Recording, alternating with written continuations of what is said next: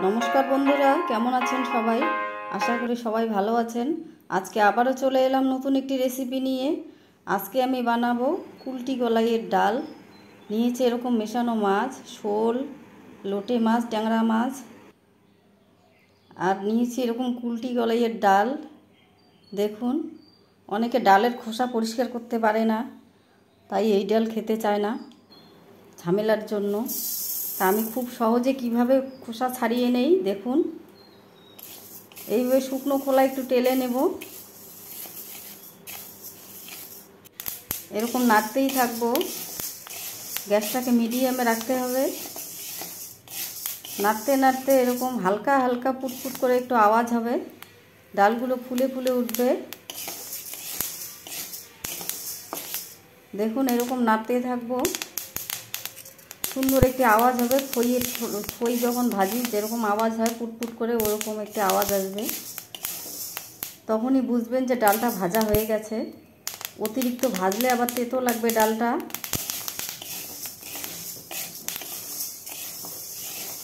ডালটা আমার ভাজা হয়ে গেছে, এখন নামিয়ে নেব। একটি থালায় আমি নামিয়ে নিলাম, ফ্যানের নিচে এভাবে ঠান্ডা করে নেব, ভালোভাবে ঠান্ডা করে নেব।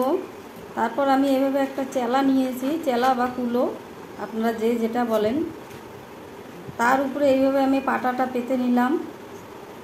আপনারাও চাইলে বস্তার উপরেও নিতে পারেন। অল্প অল্প করে ডাল দিয়ে, শিল নোড়া দিয়ে এখন আমি খোসাগুলো পরিষ্কার করে নেব, এরকম হালকা হাতে। খুব জোরে চাপা দেবেন না, একদম হালকা হাতে ডালগুলো ভেঙে ভেঙে যাবে আর খোসাগুলো আলাদা হয়ে যাবে। দেখুন, একদম আলতা হাতে করতে হবে।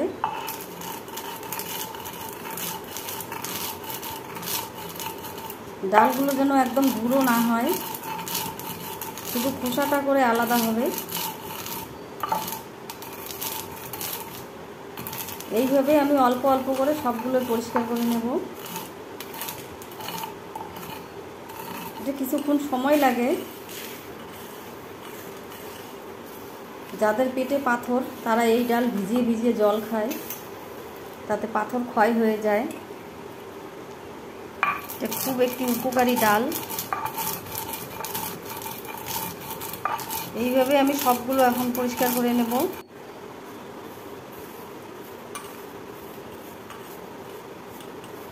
এইভাবে করে নিলাম আমি। দেখুন, একদম হালকা হাতে,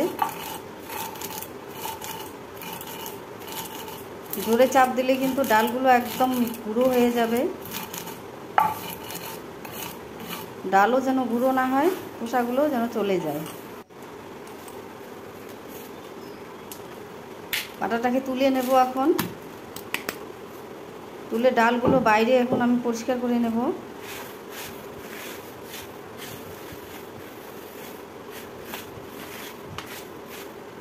দেখুন, পরিষ্কার করে নিয়ে আসলাম আমি। এখন এইভাবে যেগুলো আবার গোটা আছে খোসা শুদ্ধ, ওগুলো আলাদা করে নেব।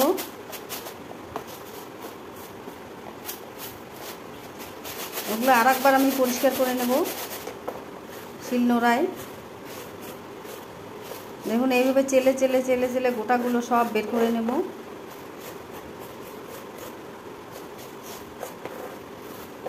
এই ডালে যত মিশানো মাছ হবে বেশি, ততই টেস্ট হয় খেতে। আপনারা যারা নিরামিষ খান, নিরামিষও খেতে পারেন। ডিম দিয়েও খাওয়া যায়। দেখুন, এইভাবেই আমি সবগুলো বের করে নেব, গোটা গোটা যেগুলো আছে।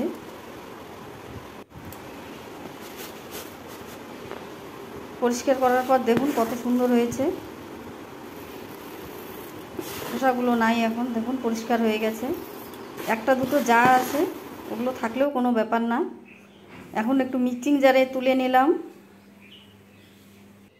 দেখুন, এইভাবে আমি গুঁড়ো করে নিলাম, একদম মিহি হয়ে গেছে।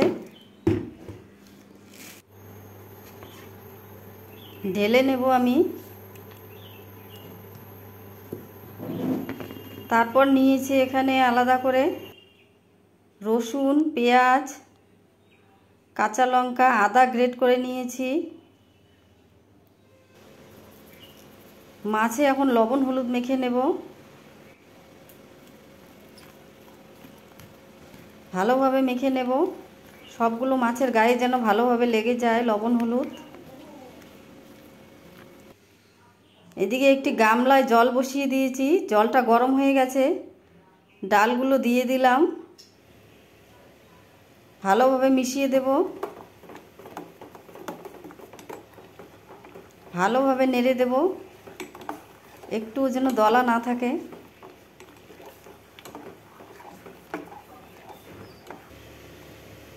কাঁচা লঙ্কা দিয়ে দিলাম, হলুদ,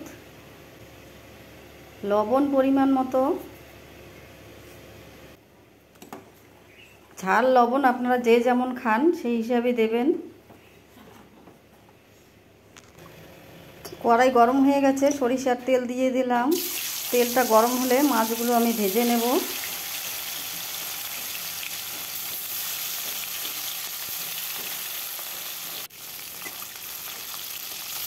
এইভাবে ভালোভাবে উল্টে পাল্টে ভেজে নেব।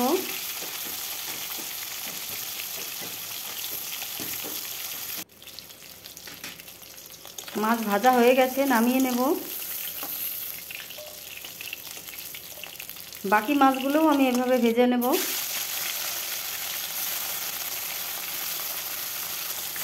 আমার চ্যানেলে যারা নতুন বন্ধু তাদের কাছে অনুরোধ হলো চ্যানেলটিকে সাবস্ক্রাইব করে আমার পাশে থাকবেন, পাশে থাকা বেল বাটনটি প্রেস করে রাখবেন। আর পুরনো বন্ধুদের অসংখ্য ধন্যবাদ। ট্যাংরা মাছগুলো ভাজা হয়ে গেছে, নামিয়ে নেব। মাছ ভাজার তেলে দিয়ে দিলাম পাঁচফোড়ন, শুকনো লঙ্কা, রসুন থেতো করে নিয়েছি, পেঁয়াজ। ফোড়ন থেকে সুন্দর একটি গন্ধ বেরোলে তারপর দিয়ে দেব গ্রেট করা আদা।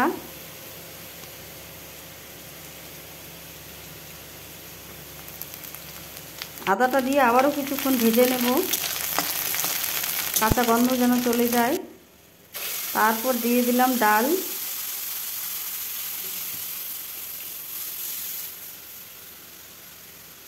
যারা এভাবে কোনোদিন বানাননি তারা অবশ্যই একবার বানিয়ে দেখবেন, অসাধারণ লাগে খেতে। আপনারা হয়তো অনেকে অনেকভাবে বানিয়েছেন। তারপর দিয়ে দিলাম ভেজে রাখা মাছ।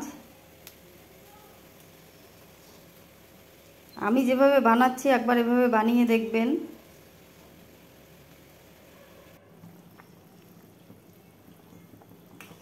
ডালটা প্রায় হয়ে এসেছে আমার, দেখুন কত সুন্দর হয়েছে।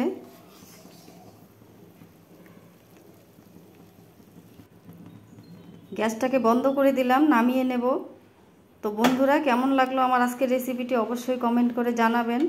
ভালো লাগলে লাইক, শেয়ার, সাবস্ক্রাইব করে আমার পাশে থাকবেন। পাশে থাকা বেল বাটনটি প্রেস করে রাখবেন। আমি যখনই নতুন কোনো রেসিপি আপলোড করব সবার আগে আপনাদের কাছে পৌঁছে যাবে। সবাই ভালো থাকবেন, সুস্থ থাকবেন। ভিডিওটি দেখার জন্য অসংখ্য ধন্যবাদ।